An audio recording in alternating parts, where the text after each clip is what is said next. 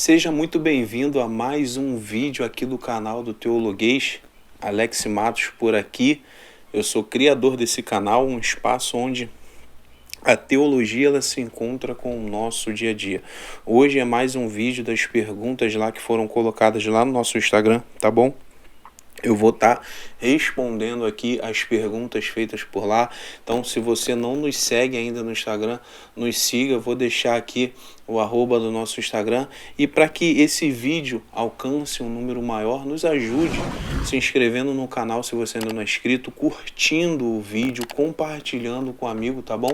Assim o YouTube entende que esse canal é relevante e manda para mais pessoas, tá bom? Você pode nos ajudar dessa forma. Nós chegamos aos 100 inscritos e agora a nossa meta é chegar aos 200. Nos ajude se inscrevendo nesse canal, compartilhando, tá bom? Custa nada. Vamos para as perguntas? Bom, a primeira pergunta feita aqui é: qual é o maior desafio de viver o Evangelho hoje? Bom, para mim, o maior desafio de viver o Evangelho, e não somente hoje, né, mas em todos os tempos, foi no passado e será no futuro, é de permanecermos fiel a Cristo e ao seu Evangelho. Quando nós pegamos a história da igreja e nós olhamos para a igreja foi desafiada por meio das perseguições, né, por meio dos ensinos heréticos que vinham, né, para tentar deturpar ali o Evangelho. Então, permanecer fiel a Cristo e ao seu Evangelho é o desafio que todo cristão vai passar, tá bom? E aí, seja de hoje, foi do passado, seja do vai será no futuro. Então esse é o nosso maior desafio, permanecermos em Cristo apesar dos problemas, das dificuldades, das perseguições, e permanecermos fiel ao Evangelho apesar de todos os ensinamentos que nós temos aí tido aí por algumas pessoas, tá bom? Que conselho você daria para alguém que está frio na fé? Que conselho você daria para alguém que está frio na fé? Bom, eu tive a oportunidade de pregar ontem na minha igreja sobre o texto, e aí eu preguei sobre o texto de 1 Reis, capítulo 18, onde Elias ali, ele desafia, né, ali os profetas de Baal, e o que eu disse foi que Elias ele chama o povo ali para uma decisão, ele chama o povo ali para um posicionamento, porque o povo, eles sabiam da obra de Deus, eles conheciam a Deus, né, mas eles estavam também cultuando a Baal, então eles precisavam se posicionar. Eu acho que isso serve para quem está frio na fé, porque muitas das vezes a pessoa que está fria na fé, ela faz quando ela sente vontade, ela faz quando vem um desejo no coração dela. E vida com Deus, muitas das vezes a gente vai fazer sem vontade, a gente vai fazer porque tem que ser feito, sabe? Então ore sem vontade, então leia a palavra sem vontade, busque ao Senhor sem vontade, porque aí a vontade vem, aí o desejo de orar vem. Agora, quando nós nos prostramos, quando nós ficamos parados sem buscar ao Senhor, não adianta. Aquela chama, ela não vai se reacender de novo, tá bom? Então, tome uma posição de orar sem vontade, de ler as escrituras sem vontade, e também de pedir ajuda, de conversar com alguém, de alguém poder te ajudar, de alguém poder estar com você nesse momento, te ajudando nesse momento difícil, tá bom? Então esse é o meu conselho para você que está frio na fé. Uma outra pergunta que foi feita é: o que é a graça de Deus para você? Bom, eu gosto do comentarista William Hendricks. Eu já preguei sobre a graça e falei e usei, né, a definição dele, que ele fala que a graça de Deus é o seu favor ativo, tornando público o maior de todos os dons, aquele que merecia o maior de todos os castigos. Então, a graça de Deus é o seu favor ativo, ou seja, é Deus que toma a ação de tornar público o seu amor, de tornar para todos o seu amor, ou seja, de tornar público o maior de todos os dons, aquele que merece o maior de todos os castigos, ou seja, eu e você. Eu e você merecíamos o melhor ou o maior de todos os castigos, mas Deus, em sua infinita graça, derramou o seu amor, tomando a ação, de vir na forma de homem, e Jesus Cristo ali morre pelos nossos pecados. Isso é a graça de Deus para com as nossas vidas, tá bom? O que mais atrapalha a sua vida devocional? Eu acho que o que mais atrapalha não somente a minha vida devocional, mas a de muita gente, são as atividades que nós temos para fazer. São as atividades do dia a dia, né? Mas eu entendo o seguinte, assim como muitas das vezes você não almoça no horário que você gosta de almoçar por causa das atividades que você tem, mas você não deixa de almoçar, você não deixa de comer, entende? Então, não pode ser uma desculpa para nós essa questão das muitas atividades. Assim como a comida, ela traz benefício para o corpo, ela alimenta o nosso corpo, assim a devocional para a nossa vida espiritual. Entende? Então não tem como eu falar que eu tenho um relacionamento com Deus se eu não tenho uma vida devocional. Então, apesar das dificuldades que nós temos por causa das atividades, isso não pode ser um empecilho para que a gente faça a nossa devocional, tá bom? O que você acha do Evangelho Coach? Olha, eu não vejo... Qual é o problema do Evangelho Coach? O problema do Evangelho Coach é que a questão da deturpação do verdadeiro evangelho. Então, essa questão de sucesso, essa questão de ambição, né? Que você tem que produzir, que você tem que isso, que você é aquilo, que você vai chegar em tal lugar. Eu acho que incentivar as pessoas a buscarem algo melhor, a servir aos irmãos, eu não preciso deturpar o evangelho para isso. Porque o Evangelho Coach, ele traz uma visão errada sobre o sucesso, ele traz uma visão errada sobre prosperidade. Eu acho que o ensino que o Evangelho Coach traz para nós, eu acho que é totalmente fora daquilo que a Bíblia nos ensina, entende? Então, eu acho que eu posso ajudar o meu irmão a servir, eu posso ajudar o meu irmão a melhorar, desde que seja dentro daquilo que a Bíblia nos ensina, sabe? Eu acho que o Evangelho Coach, ele foge da Bíblia. Qual apóstolo te chama mais atenção? Bom, eu gosto muito de Paulo. Primeira coisa, pelo amor de que Paulo tem à igreja. Segundo, pelo amor que ele tem à obra ali de Cristo. Mas o que me chama mais a atenção de Paulo é o amadurecimento dele. Quanto mais Paulo amadurece, mais ele entende que carece da graça de Deus. Quanto mais Paulo amadurece, mais ele entende que carece da graça de Deus. Isso para mim é tudo em Paulo. Porque eu vejo muitas pessoas amadurecendo na fé e deixando de ser ensinável. Eu vejo muitas pessoas amadurecendo na fé e se tornando orgulhosas. E aí mascaram o orgulho com amadurecimento. Eu acho que quanto mais maduro na fé nós nos tornamos mais entendedores que carecemos da graça de Cristo seremos. Entende? Então isso me chama muito a atenção de Paulo. Muita atenção em Paulo. Outra pergunta. Qual livro da Bíblia você gosta mais? Bom, dessa semana foi feito muitas perguntas pessoais, né? Bom, livro da Bíblia que eu gosto é João e Atos. O Evangelho de João e o livro de Atos, para mim, são os livros assim que eu mais gosto. O Evangelho de João por revelar Jesus como o Filho de Deus, né? E o livro de Atos como o início da igreja, né? No sentido de as ações ali que o Espírito, um derramar do Espírito sobre a vida daqueles irmãos e aqueles irmãos começarem a levar o Evangelho adiante. Então eu gosto muito desses dois livros, tá? O Evangelho de João e o livro de Atos. Desigrejados. Fala aí.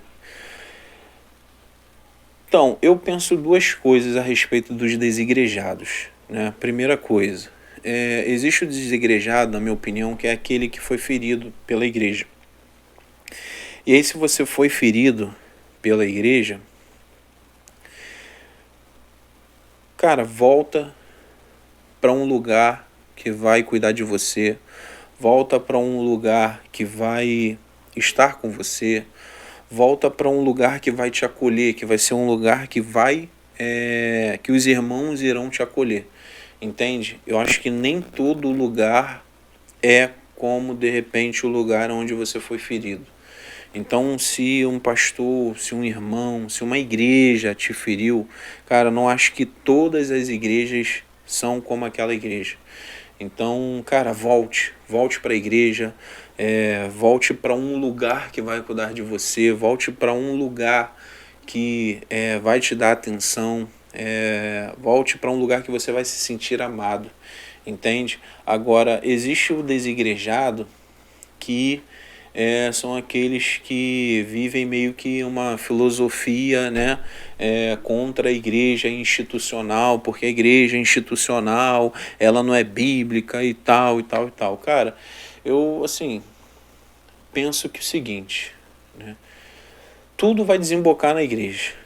Então, se o camarada não acredita que a forma como ele vive a igreja está errada, equivocada, porque as escrituras não tinha isso, blá, blá, blá, blá, se reúne na sua casa, convida uns irmãos para estarem na sua casa.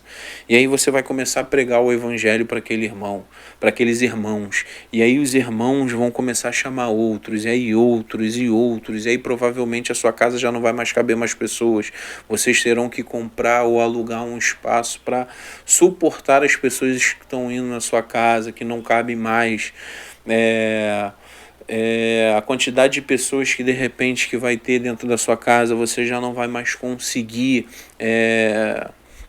cuidar, sabe, pessoalmente de cada um, e aí você vai ter que instituir ou colocar pessoas responsáveis, né, para olhar para outros irmãos. Então, assim, tudo isso é igreja. Tudo isso é igreja. A igreja precisa de dinheiro para manter o templo, você vai ter que comprar um espaço ou alugar um espaço. Na igreja existem os ministérios que cuidam dos irmãos ali, e vai ser a mesma coisa que a igreja, sabe? Então eu penso que um desigrejado é alguém que foi ferido. Ele não expressa isso, mas é alguém que foi ferido. Então, se você foi ferido, meu irmão, volte para um lugar que te ama, que vai cuidar de você, que vai te amar, que você vai fazer parte ali da comunhão, tá bom? Outra pergunta que fizeram é: o cristão pode fazer tatuagem? Tem que ter essa pergunta, né? Bom, o cristão pode fazer tatuagem? Sim e não. Que isso, Alex? Está em cima do muro? Não estou em cima do muro. É porque nós temos a mania de fazer perguntas em que nós geramos uma regra. Bom, a regra é isso aqui, e aí essa regra eu vou levar para todo mundo. Essa regra vai servir para todo mundo. E regra não serve para todo mundo, porque até nas regras, né, há as suas exceções. Então eu não gosto dessa questão de criar uma regra em que vai ser estabelecido aqui para todo mundo, porque eu acho que cada um tem a sua vida, entende? Cristo não agiu dessa forma. Imagina se ele curasse apenas pessoas que fizessem parte do seu meio, né? E aí o centurião que aparece do nada, que era contra, né, a igreja, enfim.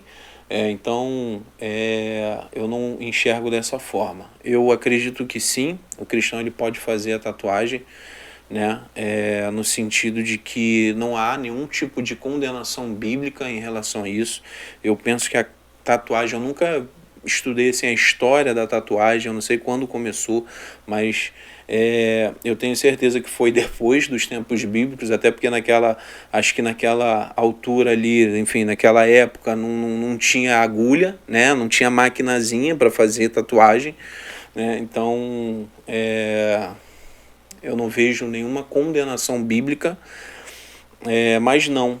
Né? Existem pessoas que não podem fazer, por quê? Porque moram com os pais, e às vezes os pais não querem, não gostam, não acham legal. Então não é pelo fato de que a Bíblia não condena que você vai fazer, porque você precisa respeitar os seus pais. Se você mora com seus pais, mesmo que você trabalhe, se você mora na casa dos seus pais, meu irmão, não faça, não crie problema dentro da sua casa, porque aí dessa forma não vai glorificar a Deus. O dia que você se mudar, o dia que você for responsável por si mesmo, né, você ter a sua casa, você ter o seu canto, você ter o seu trabalho, tiver o seu trabalho, e aí sim você vai lá e faz a tatuagem, aí bota o piercing, enfim. Mas enquanto você morar com seus pais, enquanto você estiver debaixo de um teto de alguém que não goste disso, que não concorde com isso, não faça, meu irmão, não crie problema, tá bom? Outra pergunta. Deus se afasta quando a gente erra? Olha, não, eu não acredito que Deus se afaste quando a gente erra. Eu acho que quando a gente erra, nós é que colocamos isso na nossa cabeça e fugimos de Deus, sabe? É a relação de Gênesis. Quando o homem peca, o que o homem faz? Ele vai se esconder. Eu acho que é isso que acontece quando a gente erra. Quando eu me converti, eu fui ensinado de que quando a gente erra, a gente volta para o final da fila. Então é meio que uma situação, como se fosse algo meritório, né? Você anda certinho, né? Pelo menos você acha que você está andando certinho, e aí você busca Deus, e aquele lance todo, aí parece que você vai passando numa fila. Né? E aí quando você peca, você volta para o final da fila e você vai ter que caminhar aquilo tudo de novo. Na verdade, esse é o sentimento de Adão lá no Éden, entendeu? E aí nós não corremos para Deus que está a todo momento do nosso lado, só esperando o nosso arrependimento, entende? Então tira isso da cabeça, né, de que Deus se afasta quando a gente erra. Não corra para Deus, busque ao Senhor, se arrependa dos seus erros, dos seus pecados, né, e confesse isso ao Senhor. Ele é fiel e justo para nos perdoar os pecados, né, tá bom? Então, não acredito que Deus se afasta quando a gente erra. E última pergunta, né? Como descobrir meu chamado? Olha, eu sempre uso a questão do chamado, como, por exemplo, a questão do chamado ministerial, né? Chamado para pastor, né? Eu sempre falo que, lógico, Deus ele vai falar contigo, né? Mas ele também vai usar a igreja para isso. Então, assim, não me referindo apenas ao chamado pastoral, mas ao chamado de Deus para a sua vida. Sirva a igreja. Esteja na igreja, congregue, sabe? Pergunte ao seu pastor o que você pode servir. Se você é um jovem, pergunte ao líder de jovem que área que você pode ajudar a ele, sabe? Algum irmão dentro da igreja que de repente você se interesse. Você pode ser um jovem que de repente pode ter ideias de eventos, de como a gente levantar recursos, né? De como administrar, né? De administração, essas coisas todas. Então, não necessariamente a gente foca muito, às vezes, nessa questão do chamado pastoral, mas existem diversas áreas dentro da igreja que nós precisamos, né, também descobrir que fomos chamados para. Então, sirva a igreja, esteja na igreja, converse com o seu pastor, ore, coloque isso diante de Deus e aquilo vai queimar no seu coração, aquilo vai arder no seu coração, você vai começar a se preocupar mais, né? Como eu descobri a questão do meu chamado, da minha vocação ministerial, foi exatamente dessa forma, foi servindo a igreja, foi desejando, sabe,